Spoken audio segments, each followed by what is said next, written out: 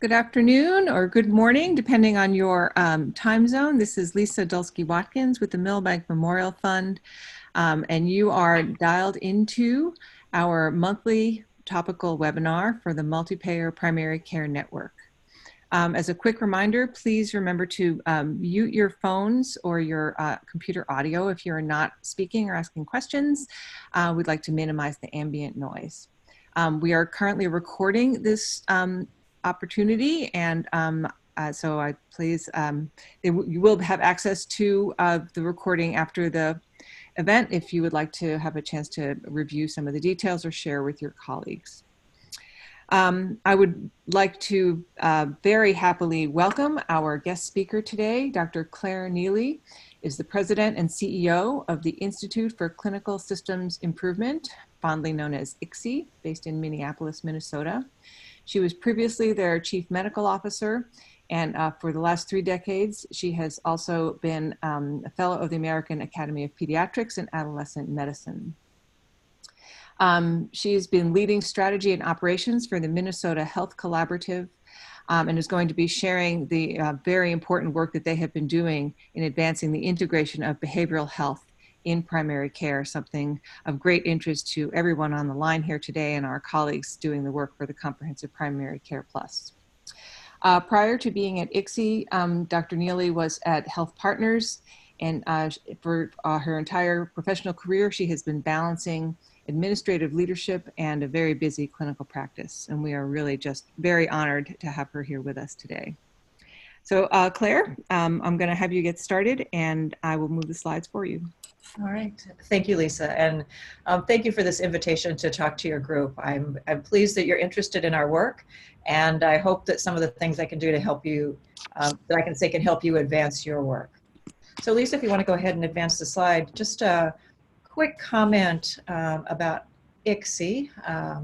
We are in Minneapolis, and I just put a slide up there for people to understand where Minnesota is, and that Minneapolis really is a big city. I know we're flyover country for many folks, but we're an organization that really is a multi-stakeholder organization focused on improving health systems. So we work primarily with care delivery and health plans, and then depending on the topic, their community health, other mental health providers, state government, employers, so a variety of stakeholder tables we work with. We are primarily Minnesota, but our large care systems leak into border states, so we also do work in North and South Dakota, Iowa, and Wisconsin. So that's who ICSI is, and if you want to advance the slides for me. The work that we're talking about today is part of the Minnesota Health Collaborative, and this is work that was started by CEOs from a number of our organizations. There were the large organizations, both care delivery and health plans, that our members got together and said, where are we really stuck on making changes as a system, not as individual organizations, it's a statewide system. And what do we as the CEOs of these organizations need to commit to really work on some of these difficult problems? And you can see a couple of statements here. And I think the important thing that they're really committing to is both their personal attention to it, and these CEOs have now been meeting for going on 3 years, 4 times a year. And also the understanding that the problems they're facing are long-term problems. And this is not something we're going to fix in a quarter. These are things that really are going to take a long time to see the aims and meet the goals that we want to accomplish. So the next slide. This is just a listing of the organizations that were the founding organizations of the collaborative. And I know you'll recognize a number of these names. Others are smaller organizations in Minnesota that you may not know. But together, the care systems in this collaborative cover approximately 70% of the people in Minnesota. If we look at the health plan coverage, it's probably closer to 80% of people are covered by one of the health plans that are part of this. So it has quite a broad reach in the work that we're trying to do. So we really can think about what's the system change that we need to have happen. So we'll go on and just talking a little bit about the collaborative. The 2 topics that were the first ones chosen were around opioids and mental health. And those are clearly interrelated problems.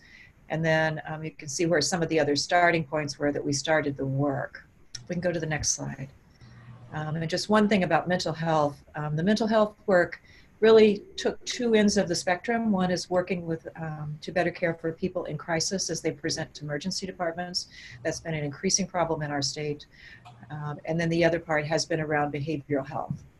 So I mention all this mostly just to give some context, because I'll come back a little bit to this, because we're really trying to embed integrated behavioral health into this entire system change, not really focusing as a standalone issue or a standalone intervention. So on to the next slide. So I was just going to kind of talk about this as our journey through integrated behavioral health, our most recent journey. And I'll go through this fairly quickly, and then, but I do want to leave plenty of time for questions at the end, because I know a couple of things were sent in ahead of time that Lisa sent me, but I imagine there's other things that have come on. So the first thing to know is, while this current effort started about 2 years ago, this is not our first foray into working on this issue. ICSI has written clinical practice guidelines for many years, and in 1995, we wrote our first one for depression care in adults in primary care. This state also does a lot of public reporting. Minnesota Community Measurement is our sister organization, and they have been doing public reporting around depression care at a clinic site level for since 2000. We also did a project called Diamond that was in 1996. Somebody's phone is providing background noise. So the Diamond project was really implementing the AIMS Impact Project, that I'm sure you're familiar with.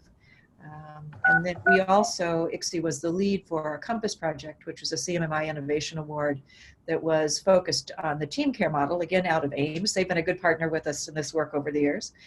And that was focused for patient population with depression, also poorly managed complex medical conditions. And that was a national project, but also had sites here in Minnesota. So we've been working on this for a while, and you may wonder why we keep coming back to it, partly because we still feel like we're not realizing all the gains we could from this integration program. So one other thing about the slides, I know this is being recorded, and I'm fine with the slide deck also being sent out, because I've tried to link things in here for you so you can find some of this information if you're interested. So the next slide. The way we are constructed in this collaborative is we have a central team that is members from the different organizations that are involved in it. And it's a multi-stakeholder team. As you can see, we have people from all of these backgrounds on our central team. And then each site, each care system has their own implementation team as they're working on this. We also have, as I say, representatives from health plans on this, and the health plans together have been working, have a sub-team where the health plans together are trying to solve some of their common problems. So a little bit different focus, but again, trying to make IBH a sustainable program. So moving along, yeah, and then the first thing on a journey is you have to figure out where you're gonna go. So we spent some time talking about what are the goals, and being clear that our goals were not just installing IBH, but it's really about improving care for patients, improving access and the ease of access, and supporting care teams. We, as many of you probably, have significant problems with primary care physician burnout, and caring for patients with mental health conditions is one factor in that. So this work too was really to support those care teams. Next. So we had objectives, but then we had to figure out what framework were we going to use. And the reason this was important to us is because of all of those previous efforts. We had disagreements amongst organizations about what was needed to really say you had integrated behavioral health. What were the key elements that are needed to make sure you get the good outcomes? We even had one organization that was a merged organization. So one side of the organization had one belief in what needed to be done. Another side of the organization had another belief in what needed to be done. And they were having significant internal conflict about what was the right thing to do and who was going to win. So we had this as our first challenge, and we developed these criteria for what a framework needed to meet. And then we ran into, kind of accidentally, Carrie Stevens, who is at the University of Washington, who was given a PCORI grant to figure this out. to really look at all the evidence out there and come up with what was a framework that included the key elements. So we've been working with this team right along for about the last year and a half. Their work is not yet published. I have the reference on here. It has been accepted for publication. I still don't know exactly when it's going to be published, but I do have permission to share her work ahead. But once this is published, I do hope you'll reference it properly. So next, so this is the framework that they developed. And again, they did a really rigorous look at all of the literature out there. And none of these are surprises, I don't think, but to really have integrated behavioral health, you need to have a patient-centric care, treat to target, use of evidence-based treatments, have an efficient care team and use a team focus for individual patient care, look at it on a population base so that nobody gets lost. And then there are some really key structures that you need to have in place. Again, there's more information about this, and I'm sure you're familiar with it, but I'd really point you to these evidence-based things, and it really helped our organizations go, okay, this is what we need. So we started there and had to then figure out where everybody was. And one of the things that had come up was there was some belief that there was primary care resistance to integrating behavioral health. And so we started with a survey of our primary care sites that were involved in this to really understand their satisfaction with their the status of their mental health resources, both whether they had it in their clinic or whether they referred, what was their satisfaction with access for their patients. And what we discovered that I think was not so surprise to most of us is that the people who had integrated behavioral health really loved it and saw that as vital and necessary for caring for their patient population. And next slide, even people who didn't have it really understood that that would be a very useful thing for them. We did discover some other pieces that primary care was dealing with around patients refusing referrals. They were running into coverage issues for patients, and sometimes just providers not being aware of what was available. So we used all of this information to really craft a problem statement and really think about what we were going to do. So the next part was really about, okay, how do we improve practices? We understood people who were at different levels. Each organization did some work to really understand where they were and then focus on where they thought their problems were. And you can see that the two largest problems that people looked at was improving efficient team care. Most of this came out of the behavioral health person was not really well integrated into the teams. Care plans weren't really well integrated. There weren't times to have formal or informal discussions around complex patients, even when the person was on site. So it was those kind of challenges, as well as structures to support integrated behavioral health that I'll talk a little bit more a little bit later. So next slide. Also, while we were doing this, we were looking for a way to be able to measure what progress might be. And we found what's generically called a site self-assessment survey. Again, the reference for this is listed. This is a really nice survey. We can go to the next page that not to read here, but to understand, it's one of those surveys that really tells you what does a 1 mean, what does a 6 mean, and what does a 10 mean. So we found it very useful to use. And some of our clinics and sites have used this really as their baseline to understand what's going on in their system. We can go to the next slide. And we have, we did do a crosswalk with this to look at it between that and the cross-model framework, the one by Carrie Stevens, because they were developed separately. And yet we really felt that what was being asked in the survey really worked well with the framework. We think it's good enough. It's not perfect. So again, if you need something to help you think about understanding where people are and what kind of progress they're making, we think that this survey is very useful. So the next one is kind of looking at where we were. There's 86 clinics reported here for in 2018. We have about 240 clinic sites that are part of this collaborative. We have another data collection that's coming up. But you can see these are the kind of data you get from the survey. You get people who just really don't have any integrated behavioral health services, people who have some coordination, feel like they have a close connection with a behavioral health resource, then you have where people have it on site, and then what's fully integrated, which really is the behavioral health staff is part of the primary care team, that there's just not really a difference. On to the next slide. So I just want to make a quick comment about co-location and full integration. I know this is kind of a step aside, but this survey makes it really look like it's a nice, easy pathway from nothing to full integration, with co-location being a step along the way. And we've found some challenges with that, both in this project and in previous projects. Too often, co-location can just become a satellite clinic of mental health, and it has all the same access problems. So that's not really helping things. Sometimes the behavioral health providers are still continuing to do traditional therapy, very long sessions, following people for a very long time, which is not the usual way of doing integrated behavioral health in a primary care clinic. And they may not really integrate into the primary care team. They may just really be housing there. And the challenge there is it gets to be, you've established a satellite clinic and you have to make all these kinds of changes to truly integrate, which is the same kind of changes you would have to make when you put somebody there the first time.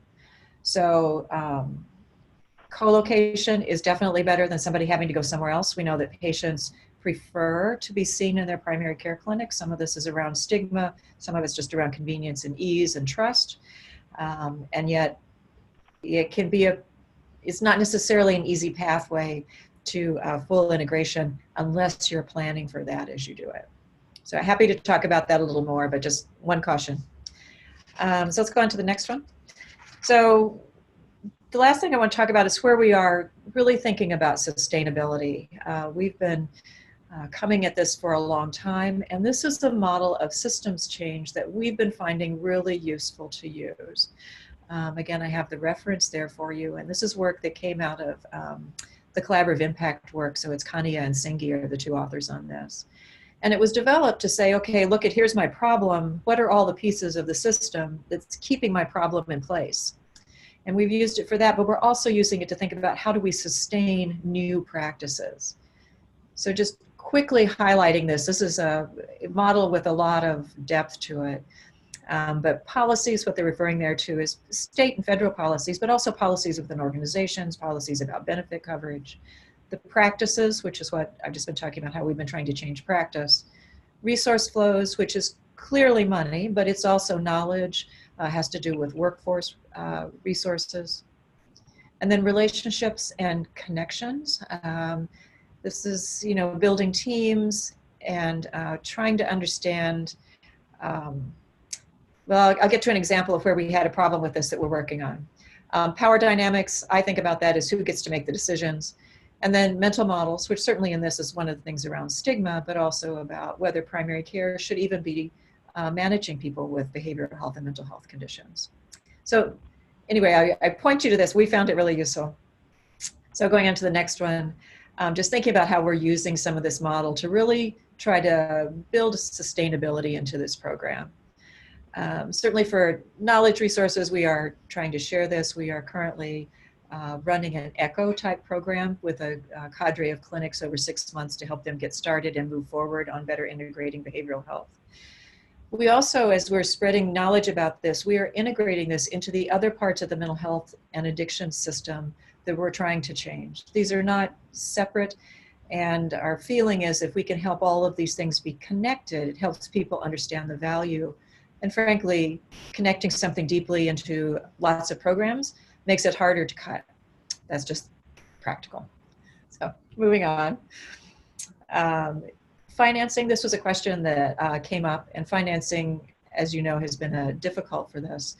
We have had experimentations here with monthly case management fees that have ended up to be a little bit complex and kind of one-offs. Our health plans are not highly excited about that. Certainly, we have people that are using the medical patient-centered medical home type of care case management to support this care. Medicare did a couple of years ago develop collaborative care codes, and if any of you have looked at those, you understand the complexity of using those codes on an operational basis in the care systems. It is a set of codes that you have to keep track of time, over a month. Nothing else is like that. It's operationally challenging. We have found, when we looked at it in our system, not very many of our care systems were using these codes because of the complexity and because of the belief that only Medicare was paying for them.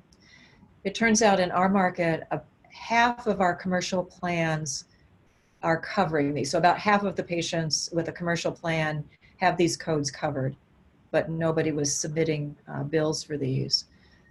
Medicaid in Minnesota does not cover these codes. Medicaid in a number of states have made the change to add the set of collaborative codes to their basic code set.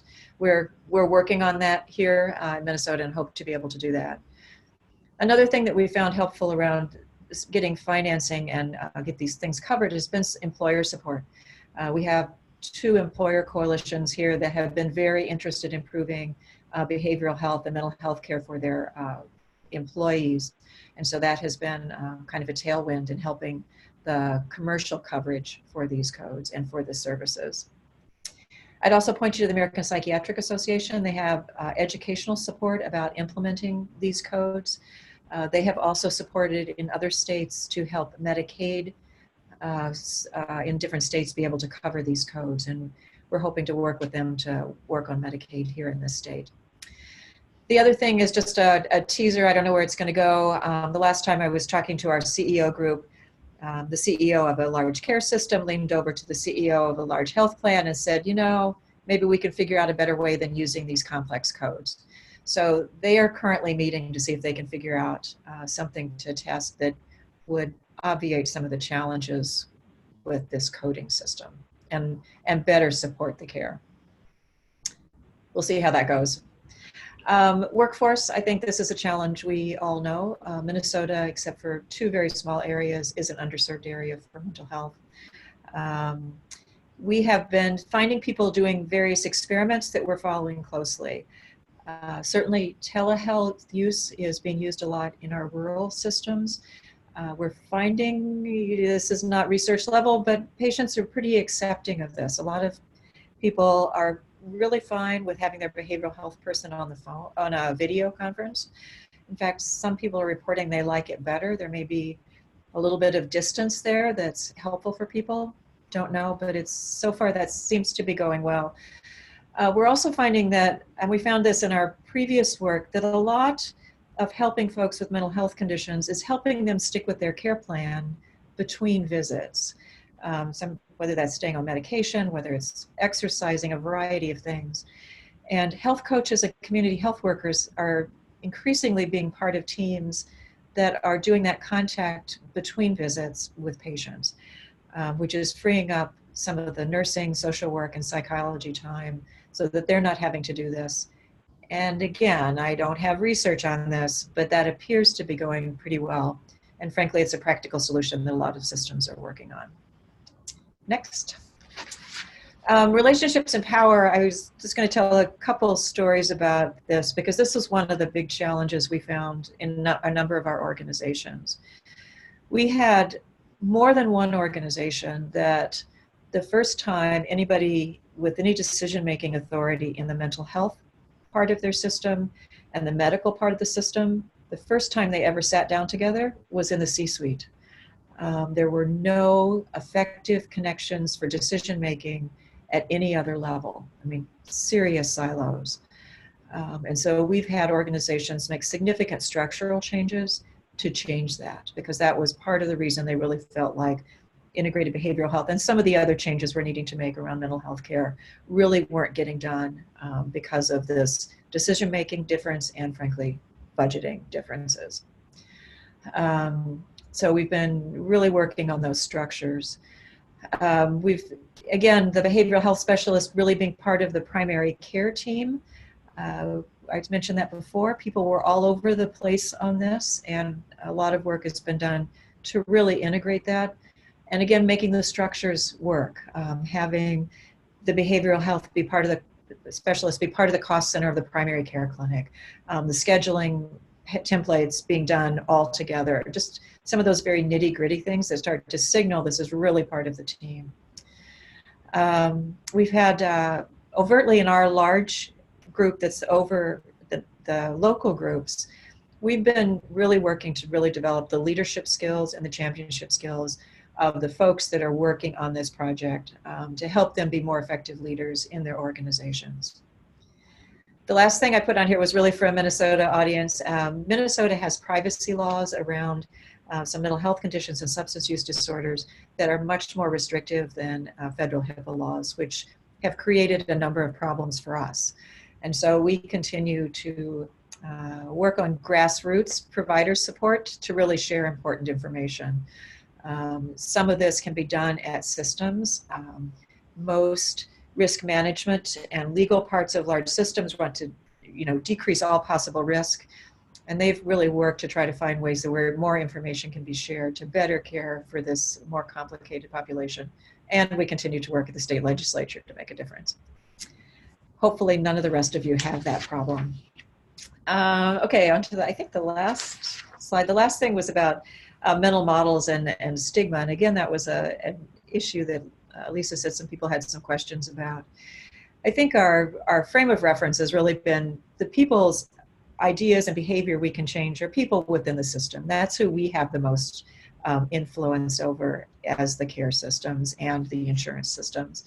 So we've had lots of discussions that are within clinics, at the health plans as well, with staff to help internally reduce our own bias and increase our own comfort in screening, making referrals, talking to people about mental health conditions.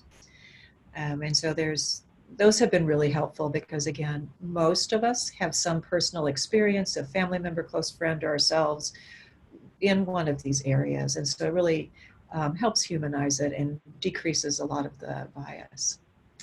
I've also listed a number of resources here that have been very helpful to us.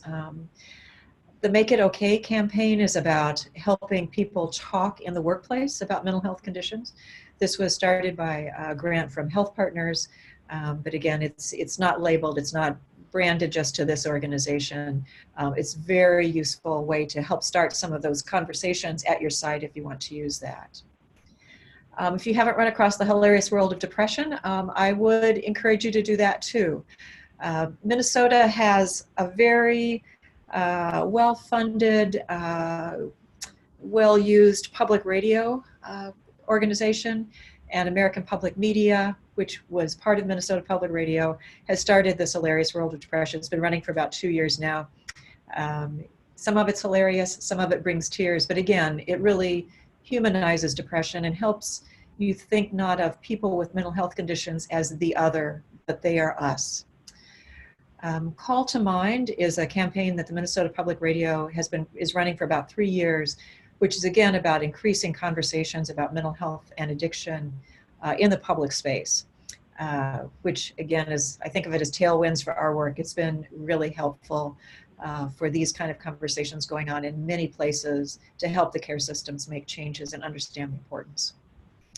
The last resource I'd point you to, if you haven't found this one, is the Frameworks Institute. This is an organization that does a lot of research around language. How do you talk about things? And they have done some things around mental health that, again, we found useful to use some of their words and some of their approaches when talking to audiences that may not be as receptive or maybe not as knowledgeable about mental health and how it impacts physical health as well as mental health. So I was hoping to talk for about half the time, and I think that's what I did. So I'm very happy to answer questions and talk about this. I know I covered a lot of stuff fairly quickly. On the contact information page here, my email is there. Also, Jean Monkman, who is the stoicism and sorry, let me sort of happiness. I'm going to mute that individual. Oh, okay. Sounds like we had a dueling conversations. I got him. So the other person on here, Jean Monkman, she's the person who really has been our team director leading all of this work. She wasn't able to be here today. She's at another conference talking about this, but she's also as an excellent resource for you. Great. Again, thank you for giving me this opportunity to talk. Thank you so much, Claire. It was a really wonderful discussion. So I'd like to open this up for questions if you have them.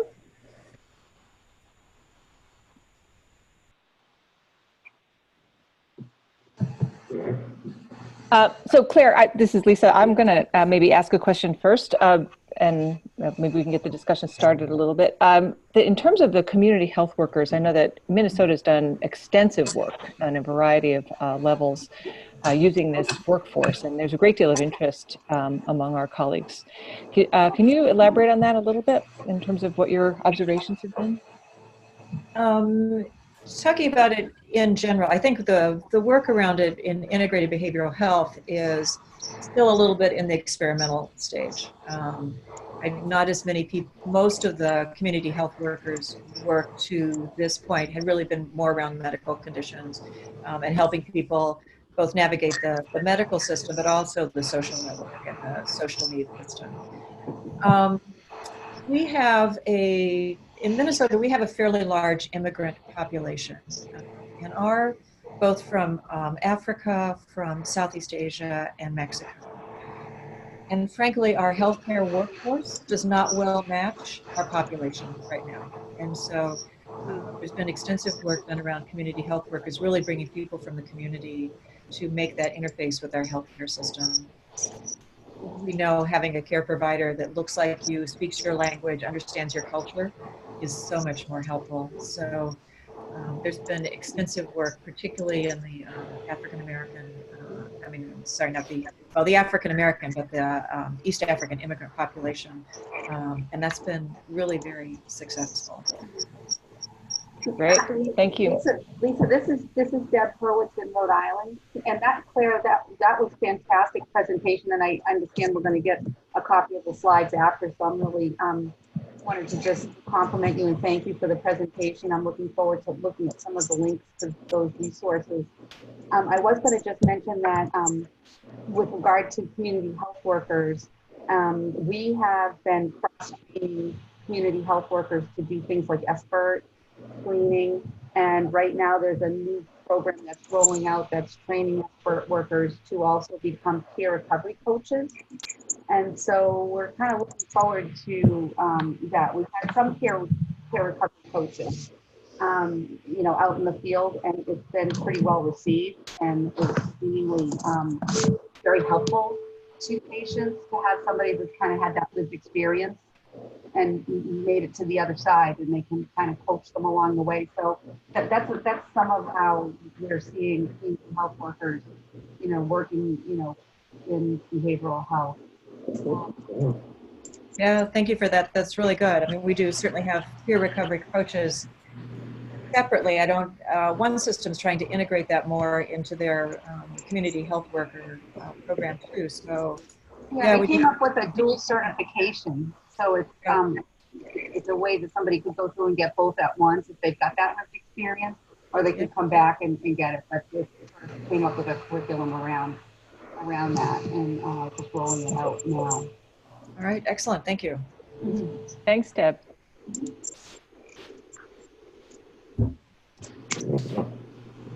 Any other questions for Dr. Neely?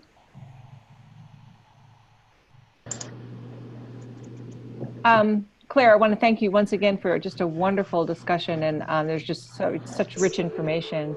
I think everyone is scratching their heads, figuring out how they can best apply all. Or they're eating their lunch, one of the two.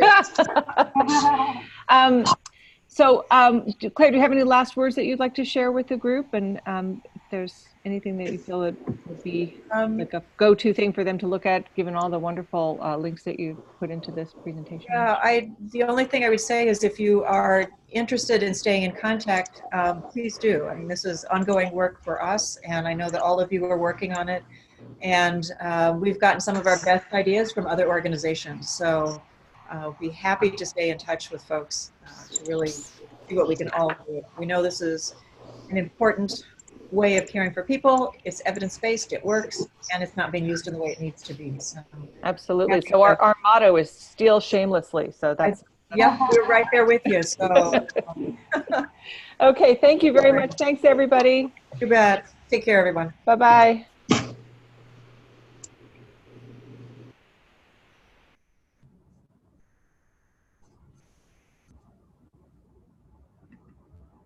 Thank you, Claire. Yep. Bye-bye. Bye. Enjoy your weekend. Thank you. Bye-bye. Closing up your cabin. I know how that goes. Thanks. Thanks a lot. Draining the water. I got it. Yeah. Oh, yeah. Bye-bye.